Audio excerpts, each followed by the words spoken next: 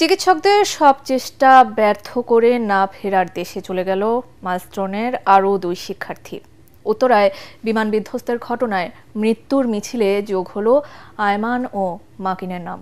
জাতীয় বার্ন ও plastic surgery ইনস্টিটিউটে প্রায় 4 দিন চিকিৎসাধীন থেকে সকালে চিরবিদায় নেয় মাইলস্টোন স্কুলের আয়মান এবং দুপুরে চলে গেল মাকিন।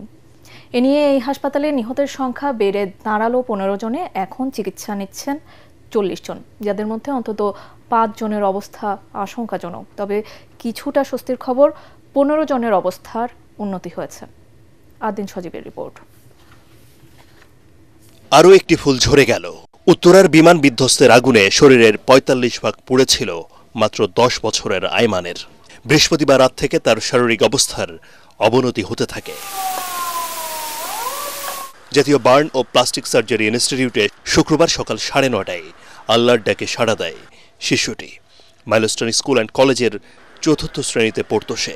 আমাদের ভিজিলেন্সিটা কিন্তু প্রতি ঘন্টায় ঘন্টায় হচ্ছে এবং রাত 4:45টার সময় আপনারা খেয়াল করবেন, রাত 4:45টার সময় যখন তার কন্ডিশন ডিটেরিয়েট করছে আমরা সাথে সাথে তখন নিয়েছি। তার মানে হচ্ছে যে আমাদের ভিজিলেন্সিটা সত্যি সত্যি ঘন্টায় ঘন্টায় আসে, এটার প্রমাণ।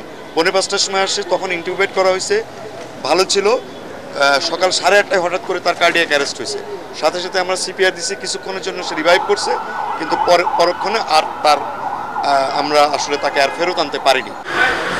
সকাল গড়িয়ে দুপুর আসতেই বেড়ে যায় মৃতের সংখ্যাও। 13 বছরের মাকিনও চলে গেল সবাইকে ছেড়ে। তার শরীরের 70% পুড়ে যায় উত্তরার বিমান দুর্ঘটনায়।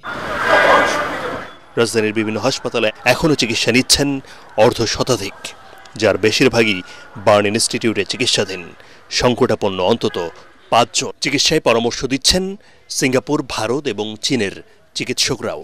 সিঙ্গাপুরের 9 জন, তারা ডক্টর সহ নার্সিং স্টাফ রয়েছেন, ওনারা 9 জন, আর 5 জন চাইনিজ টিমের সদস্য আসছেন। তারা আসলে আমাদের রোগী সম্পর্কিত যে ব্রিফিং সেটা নিয়েছেন এবং আমাদের চিকিৎসকদের সাথে তারা পরামর্শ করছে। মেইনলি আসলে আমাদের চিকিৎসকরাই লিড করবেন। আমাদের 6 জন ইউনিট চিফ আছেন, তারা বিষয়টা কোঅর্ডিনেট করবে। সিঙ্গাপুরের টিমটা অনেকদিন থেকে এখানে কাজ করে। এখন চীনের যে টিমটা আছে তারাও আগ্রহী আছে, তাদের সাথে এই বিষয়টা অ্যাকচুয়ালি উপস্থাপন করা হয়েছে। আর ইন্ডিয়া থেকেও গতকাল তারা আলোচনা করে এসেছে এবং আমরা চেষ্টা করছি সমন্বয় করে তাদের অ্যাকচুয়ালি পরামর্শ নেওয়া।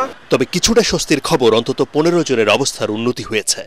শনিবার থেকে রিলিজ পেতে পারেন তাদের কেউ কেউ। আমরা কিছু সংখ্যক রোগীকে ছুটি দিতে পারবো বলে আমরা আশা করছি। এর মধ্যে একটা ভালো খবর আছে আমাদের, যে ভেন্টিলেশনে ছিল যে কয়জন, তাদের মধ্যে 2 জনকে আমরা টিউবে আছে, কিন্তু তারা সজাগ অবস্থায় নিজেরা নিঃশ্বাস নিতে পারছে। আমাদের প্রত্যেকটি বিষয়ই একেবারে স্বচ্ছভাবেই আমরা করছি এবং আশা করি আমরা সামনের দিনগুলোতে আরও রোগীদেরকে বাসায় পাঠাতে পারবো। আপাতত রক্ত ও স্কিনের প্রয়োজন নেই বলে জানিয়েছে হাসপাতাল কর্তৃপক্ষ।